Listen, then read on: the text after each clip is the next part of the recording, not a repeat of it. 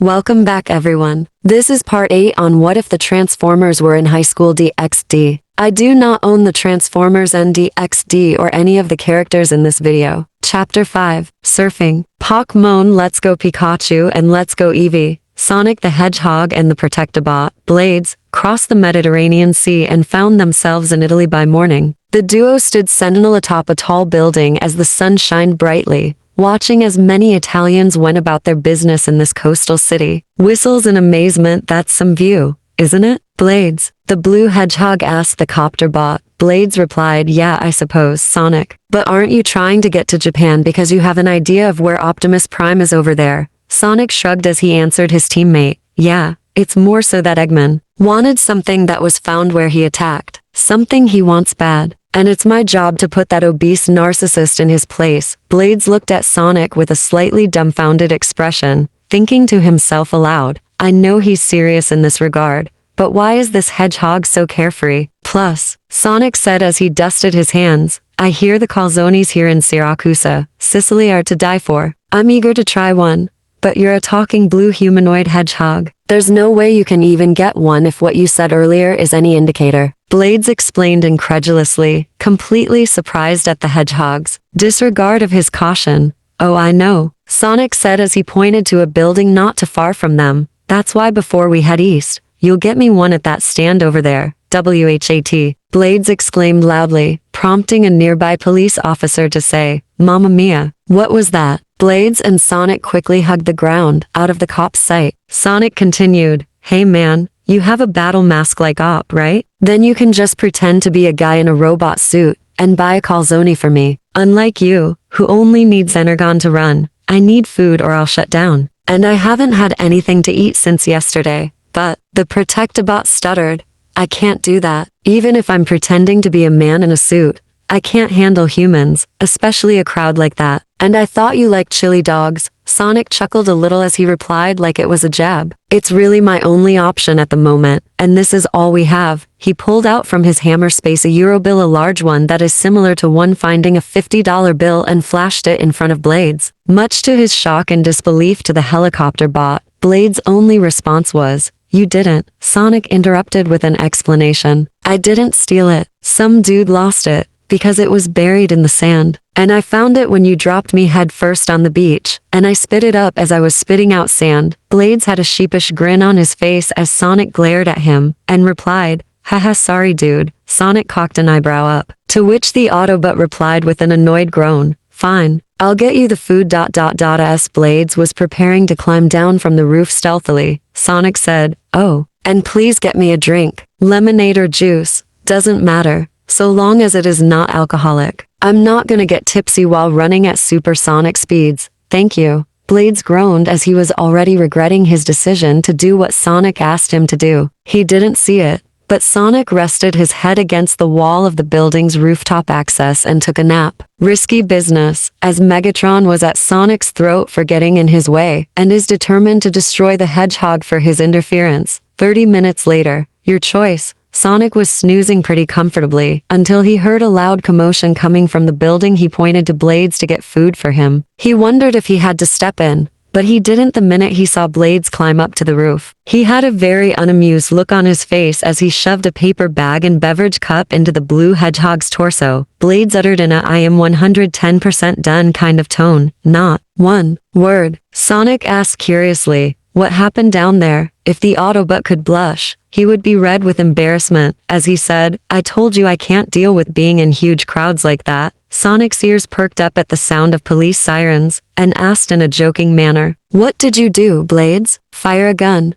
I didn't fire a single weapon. The Protectobot responded, I had an energon gas buildup, and it got expelled at the worst possible time. Sonic tucked in his lips as a smile creeped up on his face, and he asked, trying really hard not to laugh, don't tell me you farted. Snort, oh man, you didn't tell me that you bots can break wind. Sonic burst into hysterical laughter, as Blades said yeah, and the thing about energon gas buildup, when released sounds exactly like an earthling weapon being fired. So we should get out of Italy now. Sonic stopped laughing as he said, oh that's the opposite of funny, let's head for good old Japan. Other way. Blades quickly said as Sonic sped off in the opposite direction to Japan. what I tell ya lost every single time, Sonic added as he devoured his calzone in his hunger, while running to his destination. Blades the Protectabot following close behind in his rescue helicopter mode. Meanwhile, back in Kuo Town, Japan, the next day, your choice, school, homeroom at Kuo Academy has just ended 3 minutes ago. Issy was chatting with his friends consisting of his fellow teammates of the Gremory Peerage, Irina, and the 2 other teenage boys that make up the perverted trio with the Red Dragon Emperor. But while Issy's pals were having an argument with a young woman wearing glasses, Asia Zenovia, Irina, and Issy himself were talking about how Ria's father was going to get the Autobots to serve as substitute teachers. They soon got their answer when an older-looking gentleman entered the classroom. It was history. So Issy figured this man was a disguised Optimus Prime. His overall look made this human guise of Optimus look around 30 at most, but the dreariness in the Autobot leader's eyes made it seem that he was around 30 in human years, but his eyes made him look to be in his late 50s. Drake said to Issy, "It seems that Zeoticus Gremory and Surzix Lucifer have casted an illusionary spell on Prime and the other Autobots here at this academy. They are still the robotic organisms we've met them as, but like a mirage, they look like humans, only to observers who don't have training in detecting magic or seeing through illusions." Clever. Issy thought it was pretty neat too. I've heard of this spell before. I think it may have translated Optimus' original look to a human look. I'll admit, I was not expecting him to be younger than I thought. His voice and eyes are the only things I thought matched how old I thought he was. The leader of the Autobots said to the class as the bell rang to begin, "As your history teacher is currently unavailable, the principal of this academy asked me to fill in. My name is Orion Paxley. I spent a great deal of time here in Japan once I graduated in America." The class were intrigued by this sub. And he had a calm voice that made everyone, even the boys of the classroom, pay attention. Issy thought, Orion Paxley? That's a weird name. Optimus then spoke, "As your tests are forthcoming, I will do my best to have you review the necessary materials to pass the history portion of the test. It makes up a substantial amount of your overall grade, and the last thing I want is for any of you to fail. So I ask you to let me help you, because it is ultimately your choice to pass the test or not. My job is to guide you down the path that will help you in the long run, and I will not force any of you to do something you don't want to do. And I ask that if you choose to ignore the review, that you please do not disrupt anyone else who are paying attention to the material." The class were caught off guard, especially Issy, at what the substitute teacher said. Optimus Prime basically told the class that they didn't have to do any studying if they don't want to. But the way he worded his introduction made the children think that he was on their side and wanted them to succeed. Normally, any student would hear something like this and immediately do what they want, whether it was chatting with each other or ditching class, but they just sat down, waiting for further instructions from their substitute. Of course, this is Kuo Academy, a prestigious school whose worst performing students would be great in more public schools, and it was previously an all-girls school, so they obviously have motive to at least pay attention to some of the stuff. Drake gave Issy a little boost in magic to show him what was actually happening through his eyes. The Red Dragon Emperor then looked at his substitute teacher and noticed Optimus as both a human and the truck robot he knew at the same time. The two versions overlap each other and perfectly moved at the same time. Optimus spoke as he wrote on the chalkboard, according to the class syllabus, and reports on your last history class. You seem to be studying on World War II, specifically the Allied Forces Invasion of France Day, I believe it was called. Optimus began giving his lecture on this rather crucial piece of history, occasionally popping a question to a student and called them to answer the question. He offered a rare insight that the classroom did not expect coming from a substitute teacher, almost like he was actually there, or was close to someone who was there. It's safe to say, Optimus Prime really was the right choice as a last-minute substitute teacher for history. He had the entire second-year class full attention. Meanwhile, at the Chernobyl facility, Ukraine, Decepticons, Transformers. The score. Inside the derelict nuclear plant of one of the worst nuclear disasters in history, the Decepticons were there, setting up a stronghold beneath the long-abandoned buildings. Blackout arrived stealthily, avoiding all the prying eyes of humans who constantly watched Chernobyl. He had one human tightly in his grip as he walked through the tunnels of what was once a large drainage pipe, massive enough for a transformer of his size to walk through without trouble. The human began stirring awake. Blackout noticed and said as he tightly squeezed the human, "Stay down, fleshling." The human, a soldier from the base attack caused by blackout, could only collapse as the air escaped from his lungs. Blackout's grip loosened enough to not kill him as he took in a gasp, then coughed to try and breathe in some fresh air, but the air was anything but fresh. The Decepticon went through the other end of the drainage pipe and the human saw it exited into a massive underground facility, and in a massive room were more metal beings like the one who's holding him hostage. "Hey, that diode doesn't go where the pressure valve goes, you idiotic troopers." A voice came from a large green and purple robot with a front-loader's shovel on his back. "Do it right,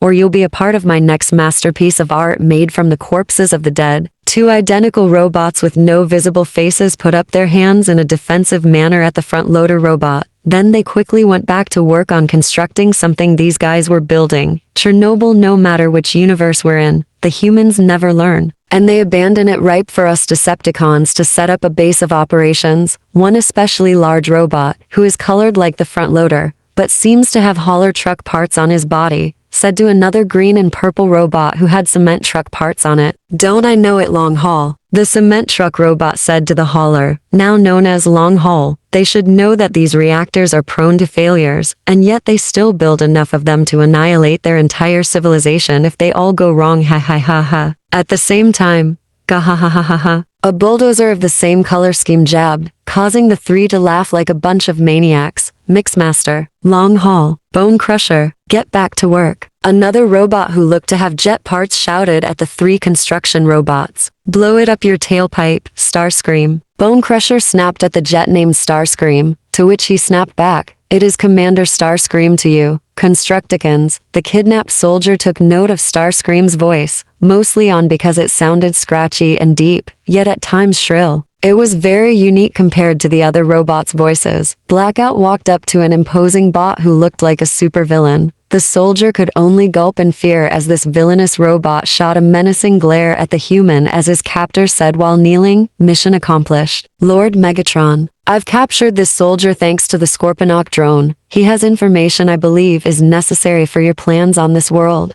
Megatron looked at the soldier with a look that made the soldier feel a primal fear, extremely worried about what his fate will be. What information could a soldier have that merits you capture it alive, instead of crushing it like the insect it is? Blackout, Megatron said as he snarled at the human soldier. He mentioned that he may have found what we came to this planet for and has the location of many of the region. He was stationed at terrorist bases. We could use them to better adapt Dr. Eggman and Shockwave's drone program. By ripping their minds and forcing them into your drones to give them the savagery and intelligence to better use them to destroy the Autobots, and the blue hedgehog you want dead. The human looked at Blackout with shock in his eyes after the helicopter said that. He looked at Megatron as a smirk formed on his face, and he felt his blood run cold at the evil smile forming on the leader's face. The human then felt metal coils wrap around his body as he shouted, "Hey, let go of me." Megatron said, "Soundwave, deliver our prisoner to Shockwave's lab for extraction of the information he carries. The lowly human terrorist groups will serve the Decepticons. Serve me, Megatron, whether they live or die." The soldier was horrified as he was being held by a rather menacing robot as it said in the most unique voice he's ever heard, "As you command, Megatron ...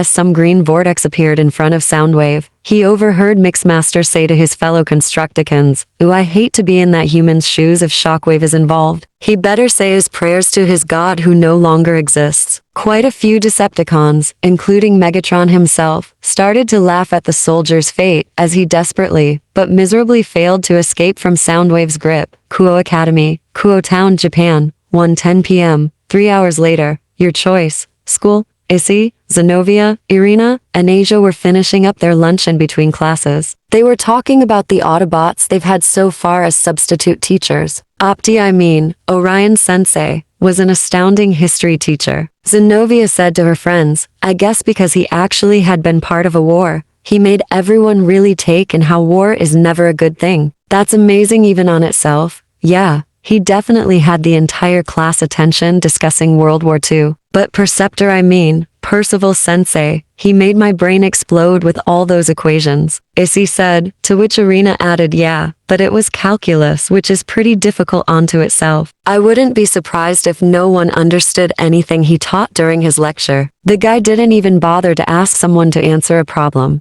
Optimus Prime gave himself a human-sounding name, which was Orion Paxley. Perceptor did the same by introducing himself as Percival Newton. They got on with talking about the other subs they had. Like how Jetfire called himself Jetpyrus was a really patient and kind substitute science teacher who helped the students understand some of the more difficult parts of the subject, even though occasionally he slipped out a term or two that were clearly alien in nature, but was ignored when they happened. This made Jetfire somewhat popular with most of the girls at Kuo Academy. Optimus would be too, but he seemed to constantly give off a distant aura, and a weary, tired vibe that made said girls feel like it would be mean or rude to bother the really nice Orion. Issy was curious what RC looked like as the literature class was next. He once asked Bumblebee what the deal was with RC, mentioning she hasn't taught in 94 million years, and the Yellow Scout said it was just that. Cybertronians had significantly longer lifespans, practically immortal, than other living creatures, so it's fairly common for Cybertronians to be millions of years old. It's considered an accomplishment if there were Cybertronians whose age was in the billions, like Optimus Prime's old mentor pre-war, Alpha Trion, who was around when civilization on Cybertron began, which was at least 11 billion years prior to the present day. Bumblebee helpfully explained with Windblade and Ironhide's help that comparing the normal lifespans of Cybertronians, Optimus would be the equivalent of a man in his late 30s, and RC was a little younger than he was, but not by much. Issy figures RC must be a Cybertronian equivalent of a woman in her 30s like Optimus. This does make some sense, and soon enough, the school bell rang and RC entered the classroom. Whoa, RC looks good for someone who's over 90 million years old. Issy thought in a semi-joking manner as he saw the human he knew was really the pink Autobot warrior. RC looked fairly plain. She had short blonde hair that was styled slightly messy, unnaturally deep blue eyes, and a magenta uniform. She introduced herself. Greetings. My name is Rena Colley, but if it will make easier, you may call me by abbreviation. Arc somewhere along the Oregon coastline, 2:38 p.m., 3 days later, the area along the Oregon coastline, along a long highway road, is largely empty due to a thick, hazy fog rolling through. This was giving a group of brave heroes and soldiers an opportunity to cross the highway before any native humans could see. There was a cove that had long and tall walls that would serve as a good hiding place for a bunch of visitors from other worlds. Human, robot, or even superhero. They still have to maintain a low profile as the meeting day approaches. As a lone car carrying a family whizzed by on the highway, a robotic velociraptor-like creature poked its head out from a nearby bush, then rushed across the freeway to the other side, wading over the edge of the wall downward. Coast is clear, guys. It spoke in a feminine voice, to which a bunch of humans, human-like creatures, robotic beings, and colorful creatures of the like rushed past the highway. One of the robots, Rook of the Protectobot team of Autobots, looked down the highway and spotted fog lights. Rushing down the road, Rook said quickly, "Move it, guys. Civilian automobile incoming hot." One of the humans, a young man of Hispanic heritage, said to the grumbly slug in his Triceratops mode, "Holy fragiles, slug. Get down that cliff now. You didn't say please, Mr. Blue Beetle." Slug replied as he firmly planted his butt to the ground in a seating position. "Slug," Sean replied, "now's not the time for you to be a smart Kara. We need you here." Faster than anyone could blink, a red and white blur whooshed by and scooped up the stubborn Dinobot down to the cove. The other robots and people quickly either skidded down to the cove's cliffs or hid behind some rocks or tall grass. The car raced by at high speeds, prompting Rook to jab, "Man, if Chase or Prowl were here, they'd go ballistic on that driver on breaking quite a few traffic safety rules in this weather." This did earn a few laughs from some of the group. As they all reached the bottom of the cliffs, they saw Slug and a few other robots who looked like they were waiting for a while. One of them spoke up harshly, "About time you got here. Twirl, Combusta, and myself were just about to rust in tears of boredom because you can't cross the street like a stupid chicken." Sean replied, Okay, Falcha, ease up on the Italian cusser bit." Slug added with a chuckle, "Yeah, the femme minicon got a temper on her that can only be matched by her foul attitude." Despite being on the team all about Pisoof, the bot named Falcha threw a hard stone at the robot Triceratops head hard enough to send the Dinobot into a large rock and pulverized it. Falcha replied with a sharp tongue, "Anything else you want to add, you moron, 'cause I warn you, next thing you say from your stupid mouth, I'll gut you like a fish." Slug recoiled a bit in fear as he replied, "No, nothing I feel like saying to you. Slug knew better than mess with the Minicon. She had one of the worst tempers of any Autobot in the faction, and she's a professional ass-kicker, having once forced the Combiner, Menasor, to run away after a ferocious thrashing from her. Falcha took no nonsense, and that made even some Decepticons fear the Minicon. Easy Falcha. A young woman's voice said from the sky. Last thing we need is for you to draw attention from any of this universe's humans. Where were you after swooping up Mr. Grouchy, Power Girl? Black Widow asked, earning a sneer from the Dinobot as he got up on his feet. A woman flew down to the ground, wearing a white outfit with blue gloves, red boots, belt, and cape. She was blonde with a bob-cut hairstyle, and had a healthy, well-built, and alluring figure. This is a daughter of the planet Krypton, and the cousin of Superman, Kara Zor-El, otherwise known as Power Girl, formerly Supergirl. The young woman said, heard someone cry for help in New York, busted up a gang, and took some of their stolen money. I know it's wrong considering I'm all about that superhero life, but you guys need food, so it's an emergency. A man with glasses walked up and said, now we need to wait here until further instructions are provided, so we can cross the Pacific. It's okay, Bruce. 0412 has a plan in place for us to get a ride, although it requires some bit of espionage, he says. Sean said as his Starmie used its psychic powers to levitate a huge bot who looks to transform into a drilling vehicle of some kind. The bot said in a deep, masculine voice, well, regardless if that espionage fanatic actually pulls off his mission, if High Tide, Omega, Supreme, or Stratosphere, we're here, but they aren't, and we'll be stuck trying to cross the Pacific Ocean. You know as well as I do, Dr. Banner. Or should I call you Hulk? Never clear on that. That crossing the Arctic is out of the question as we couldn't survive the sub-zero temperatures, so we will likely have to commandeer a boat or plane to get to our intended location. He's no quick shadow, whatever her name really is. Plane's out of the question. Jamie Reyes. Blue Beetle said, you shrunken Autobots are too heavy for any plane, for all of us to just pile into, for now. Pyra Magna spoke up, we'll wait for 0412 to get us to Tokyo in the meantime. He should finish up by tomorrow. Yeah, for now, seems we're camping for the night. Who wants to pitch a tent? If they have one. John Stewart of the Green Lantern Corp. said as he flew up Kuo Town, Japan, 5:03 p.m. the next day. Your choice. Secret meeting. Issy and Co. had just wrapped up another day at school, and as they walked out, they saw Optimus and the other Autobots subbing as teachers talking to each other. Walking up to them, they began to hear Optimus say, "Are Cosmos scans accurate?" "Yeah, they are." Jetfire answered, "Megatron has been busy on Earth and Mars." Cosmos had found on one of his last scans on Earth that there seems to be a lot of Decepticon activity in the Chernobyl area in Ukraine. "My best guess, based on past experiences, is that he's setting up some outpost or base in the region, due to humans abandoning the facilities." He also found that there were 2 cons patrolling dangerously close to this general region of Japan, possibly more, trying to sniff us out. RC added. Optimus Prime was silent for a minute, processing the information he had just been given, then said, "This is a matter of grave importance. Megatron may have yet to find the weapon he seeks here in this universe, but he is well prepared to throw it into chaos to further his own twisted ambitions." The leader turned to Perceptor and asked, "How is the progress on your reverse engineering of the PIM particles, and has there been any contact with our home base since last time?" Perceptor said, "Well, the first one is moving along nicely, although I have hit a snag in the chemical formulas to actually create the PIM particles. More so that I have to invent a piece of technology that doesn't exist on this Earth from scratch, and I lack the resources to make enough for any Autobots who have shrunken to mini-con sizes." The Gremory Peerage were wondering what kind of technology that doesn't exist did the chief scientist of the Autobots have to invent from scratch, and they also wondered, what the hell is a mini-con? Issy asked his friends quietly, to which Zenobia replied, "Beats me. Maybe it's a miniature transforming robot like them." As for your second question, Perceptor further said, "We have managed to make contact long enough for me to create a coded message to send to base to bring any backup they can spare." I put emphasis on one of the members and said backup being Wasp, or Hope Van Dyne, and another being the Pac Mon Lucario. Chromia interrupted quickly. Wait, isn't she an Ultra Magnus group, as in, currently fighting Hydra to keep them from stealing Solus Prime's Forge Hammer? She does know the quantum realm's inner workings better than any of us do, thanks to her father, the original Ant-Man, DO2 stated.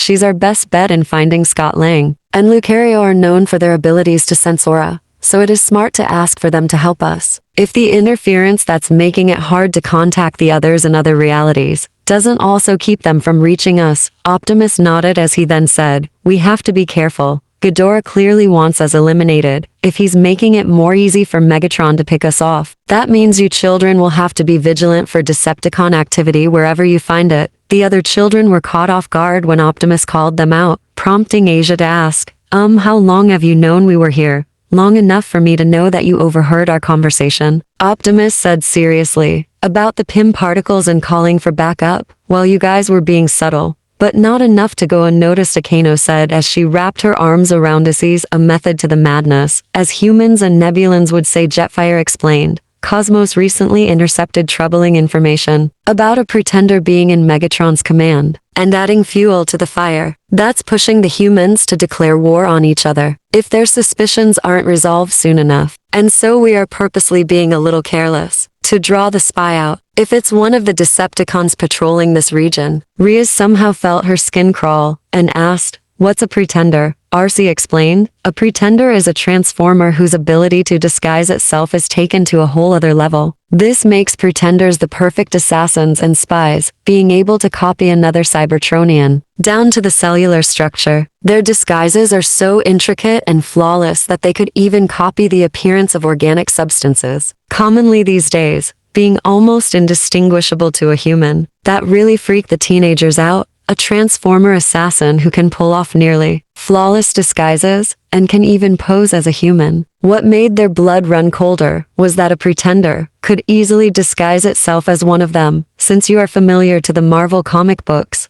the best way to tell a pretender from the person they disguise themselves as is to utilize strategies the superheroes do to identify imposters with the Skrull race. Optimus said to calm the kids down. You basically have to describe a detail about yourself so unusual and unique that the pretender wouldn't know about it. This gave some of the teens confused looks, a detail about themselves, so unusual and unique that a doppelganger wouldn't know it. This made them all think, what about them is so weird that a copycat couldn't replicate or know about? This confused them all. Riaz then asked, well, since we've overheard what your plight is, I'm sure my father or brother could help you. Perceptor, on getting the materials you need to create this machine that currently doesn't exist, Optimus replied, I wouldn't ask you to do this, but I fear that we will have to take your family up on your offer, because I fear the Decepticons are beginning to mobilize for an attack, and whatever Pym particles Perceptor manages to create will be used on as many of us as possible to fight them on equal footing.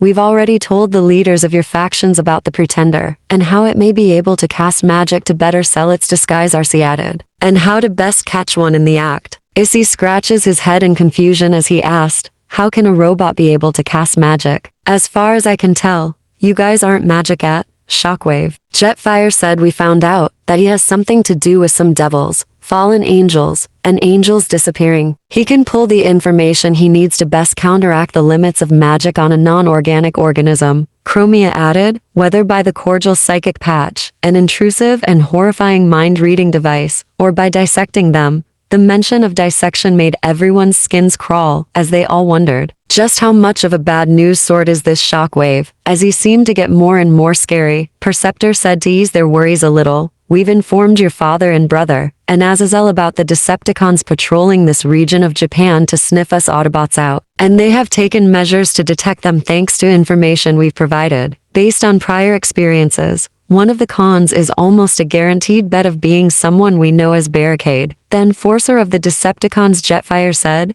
Optimus noticed the sky and the time it showed and said, it is getting late. You all should head home now. We will remain here for now. We need to talk with Surzix, Azazel, and Michael about what the Decepticons are up to. 4 days later, your choice, fancy party. The Autobots' time as substitute teachers ended, and the test went off fairly well. Issy was caught off guard at how well he did in a lot of the subjects the tests were on. It's the weekend, and the group were heading to the underworld to attend a party being held to welcome the Autobots to the fold. At the party, every one of the party guests looked at the Autobots in their alien, robotic glory. Some of the Autobots didn't attend the party as they had to keep watch in case the Decepticons were gonna plot something against Kuo Town. Decepticon activity spiked over the last 4 days, especially as they seemed to have found something of interest and took to cloaking their sensors in Japan. This didn't mean anything good, as that action indicates something really bad is gonna happen, especially to the Autobots. Issy and Riaz looked around to see who was here, and they saw Bumblebee,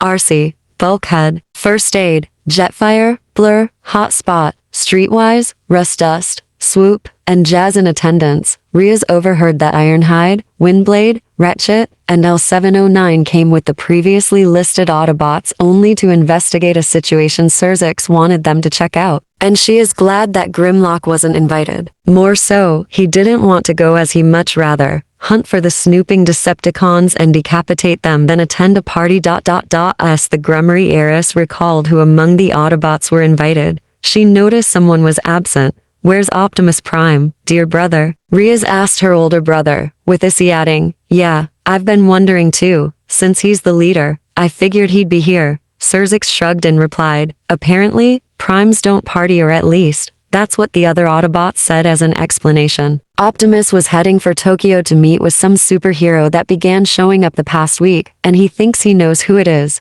Graphia added. Optimus turned down the invitation, saying he has other priorities at the moment because of this Megatron character, and his unclear objective. He said that because the Decepticons have the Dementus Nexus and another artifact they stole called the Darkhold, they may have found something we are all currently unaware of, and they're readying an attack or something. It's made even more clear with undeniable evidence that they know about the devils, angels, and fallen angels, RC said as she walked up to the fore. Optimus couldn't be here because he would rather be on patrol for any oncoming danger. So in his place at this party, he appointed Jazz as his liaison and proxy, as the only way Prime would likely be here to meet these people is if the party came under Decepticon attack. Issy and Riaz were contemplating on Optimus, how he wasn't a fan of parties of any kind. There was definitely more to Optimus than he let on, especially when thoughts about how Grimlock blamed the Autobot leader for their world laying to ruin. Your choice. So you can transform into a dinosaur. A young boy asked Swoop, other children all staring at the Dinobot with a sparkle in their eyes. Swoop chuckled as he answered the boy, yeah, I guess, although it is not really a dinosaur. He transformed into his robotic Pteranodon mode, and said, if a glitch in a certain piece of tech wasn't present,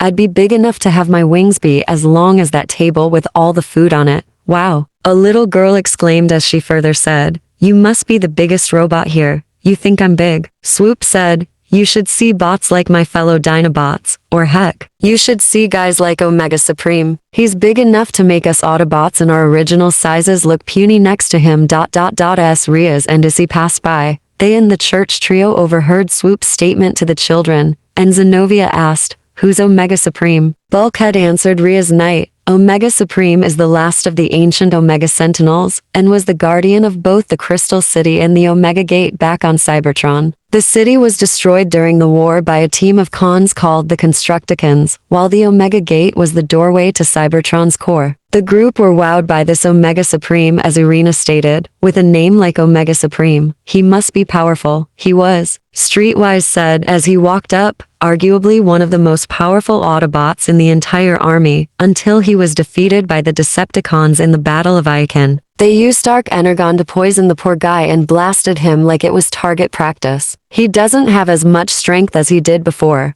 but he can still clobber many cons. Ratchet rather he stay out of combat until no option remains. Bulkhead stated, yeah, Omega Supreme was big, but he was nothing compared to Metroplex, size-wise that is. This statement prompted Issy to ask, wait, how big is Omega Supreme, or this Metroplex guy you just brought up? I have an image of the two, both with Prime there to indicate the scale these two are. Streetwise said, as he pulled up images of both Omega Supreme and Metroplex. He further added by showing how big a human being was next to Optimus, and they thought Optimus was a real giant until they saw Omega Supreme. Holy cow, that's how big Omega Supreme is, Irina exclaimed, to which Zenobia added in the same tone, he's bigger than Lord Tannen. Wait till you see Metroplex. He's a type of Cybertronian we call a Titan, ancient transformers whose mission was to travel the stars to find suitable planets for colonization, and help Primus seed new life with things called hotspots, which are like mini wells of Allsparks. Arcee said in response as she walked over to talk with Seraphal Leviathan. Streetwise laughed as he then showed what Metroplex looked like, and how huge he was compared to Omega Supreme. Arcee's jaw dropped in shock as the already Omega Supreme was dwarfed by Metroplex.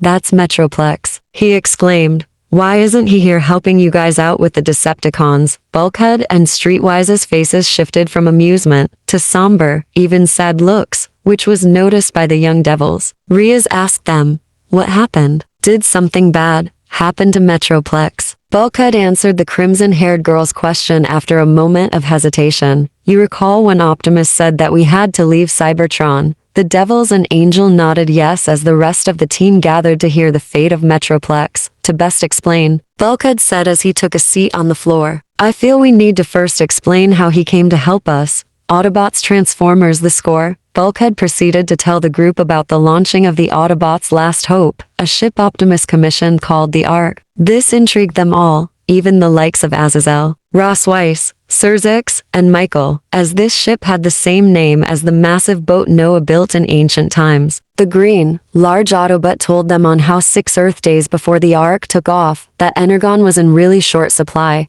and the Decepticons launched a massive assault on the Autobot city of Icon. Megatron wanted the ship destroyed and not let the Autobots leave until they were all dead, so on top of an assault that amounted to tens of thousands of Decepticons storming the city, he employed really powerful siege weapons called warp cannons to obliterate the Ark. In Optimus Prime's attempts to lead the Autobots. Outnumbered and outgunned, he managed to awaken Metroplex unintentionally after rerouting Energon meant to fool the Ark to huge cannons called neutron guns. Metroplex managed to destroy most of these siege weapons that the Autobots couldn't even scratch, until the last standing warp cannon hit Metroplex, knocking the Titan out. Optimus was captured after attempting to stop the cannon himself, and was brought before Megatron, until Metroplex nearly beat Megatron to death with 3 crushing punches that took the leader of the Decepticons out of commission for much of those 6 days, causing Starscream to assume leadership and called the Decepticons to fall back to base. Not wanting to feel Metroplex's wrath, we may have managed to prevent the destruction of the Ark, but it cost us our future survival. In stopping the assault and awakening Metroplex, we barely had enough Energon to last us Autobots a cycle, which if memory serves, is around an Earth day in length. Bulkhead said, which all the listeners were really tense, that is, until Riaz asked, if that was the case, how did you get enough Energon to leave Cybertron? Bulkhead explained that initially, Jez, Cliffjumper, and a couple other Autobots found the last remaining reservoir of Energon, an entire lake of the fuel, in the brutal sea of Rust. But it was already under the control of the Decepticons, until Jazz and Cliffjumper blew up an ancient space bridge tower and chased the Decepticons their away due to the explosion. They tried to take the Energon, until Starscream's attempt to take it back caused more than half of all the Energon to be destroyed by the team called the Combaticons, crash landing the transport the Autobots used to carry the fuel. What remained ended up back under Decepticon control, and around that time, Megatron recovered and ripped leadership from Starscream, and readied to head to the planet Optimus earlier explained was why the Decepticons wanted to leave Cybertron as well. It lead up to what happened to Metroplex, after Bulkhead explained the Dinobots' involvement in the haste of both factions having to leave much earlier than planned, based on what he's heard. I remember it as clear as yesterday, even though it happened so long ago, Bulkhead said somberly, to which Asia asked, what happened? Since there was no Energon to power the Ark, how did you launch? Bulkhead sighed as he said, Metroplex sensed the worry in Optimus' spark, and offered to give the Ark his own Energon to fuel it. Optimus begged Metroplex not to go through with it, worrying that Metroplex may not even have enough Energon to see the Ark reach the portal in orbit of Cybertron. But Metroplex said in response, this is my choice, for if you die, Optimus, Cybertron dies with you, and plugged the fuel siphon into his own spark. The boarding call was sounded off as many Autobots ran onto the ship, fearing the portal we had to get through before Megatron may close at any time. That was the last I've seen Metroplex. The teenagers were deathly silent as they all had shocked expressions at the selfless sacrifice Metroplex gave to the Autobots, offering his own life force to power their ship as their last hope. Streetwise added, several Autobots remained on Cybertron, so there would be a Cybertron left for the occupants of the Ark to return to. I was one of them. I saw the Ark myself escape Cybertron to beat Megatron at his destination. And sure enough, Metroplex had enough Energon to get the Autobots to the portal. The last thing he said as the Ark took off into space and he collapsed into stasis was the battle cry of us Autobots, till all are one. This intrigued every non-Autobot present who were listening, especially the battle cry, as it definitely carried more meaning than what seemed to be implied in context. Hearing Metroplex enter stasis made Asia say with a smile, if he just entered stasis, then he should be fine if Energon was returned to his systems. Bulkhead knew he didn't want the kind and sweet blonde to hear this, but he said in an interrupting kind of manner, you don't quite understand, Asia, that all happened millions of years ago. We basically left Cybertron when dinosaurs still roamed the planet we were heading for. Anyone left without Energon after that much time is already dead. And we didn't become active on Nebulos until a timeframe similar to your timeframe called the 1980s, I believe it's called. Asia's heart broke a little hearing that. That Metroplex sounded like a kind soul, and was willing to sacrifice himself for his friends, and he's been dead since the dinosaurs roamed the earth. Riaz gave Asia a hug and asked, if you were there when the Ark left, Streetwise, then how did you and the remaining Autobots leave? Streetwise shrugged and answered simply, Omega Supreme. He can transform into a space-capable ship that was nowhere near as big as the Ark, and he barely was able to fly me and the other Autobots to Nebulos. Before he nearly lost his life himself, he managed to pull through thanks to Ratchet and his protege Minerva. Now Mr. Personality is back on Nebulos to guard it from the Decepticons that stayed behind to continue Megatron's plans to drain the planet of its resources. Ajuka Beelzebub tapped on a glass to get everyone's attention as he said, as all of you know, we're here to welcome the Autobots to our alliance, and to thank them for protecting two of our future devil heiresses and their peerages. Though he couldn't be here today, Optimus Prime, leader of the Autobots, had asked his first lieutenant, Jazz, to be here as his proxy. Apparently Primes are not interested in parties, so let's hear from Jazz. Everyone clapped a little as the Autobot in question stepped up and had a microphone in his hand. He said,